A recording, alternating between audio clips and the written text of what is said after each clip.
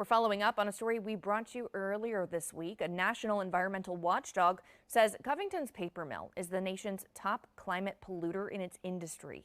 Now, 10 News reporter Omose Ighodaro is hearing directly from the people who live just blocks from WestRock, many of whom are breathing the consequences. I'm standing in a neighborhood just steps away from the Covington paper mill, where I spoke to a longtime resident who also spent decades working there. He gave a first-hand look at life inside the mill. It was the dirtiest place you could ever think of to work. I mean, dusty.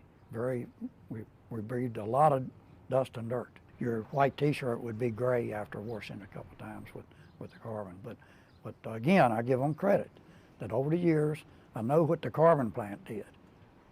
We spent, hundreds of thousands of dollars putting in big bag filters and all that the dust would be filtered. Mine says that over his 38 years working there, he saw many things improve. I don't have a monitor on it now, but I was a monitor for years in the carbon department, and I know that it's, I'm going to say 90% cleaner than it was. But the Environmental Integrity Project's recent report claims the Covington mill still emitted roughly 2.5 million metric tons of greenhouse gases in 2023, 3 times more than what the Environmental Protection Agency officially lists, and more than any other paper plant in the U.S. For years, critics have said the pollution from the paper mill has been drifting into the neighborhoods. But on the other hand, some residents say the mill has also provided many jobs. If we didn't have the paper mill, a lot of people would be out of work, and this would be a ghost town. WestRock gave a statement to 10 News earlier this week defending its reporting, saying it follows all EPA guidelines.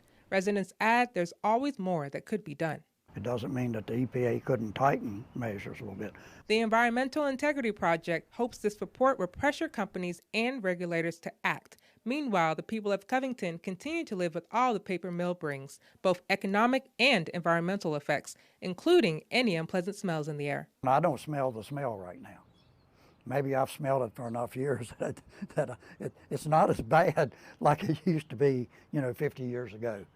I'm Omose Ighodaro, 10 News, working for you.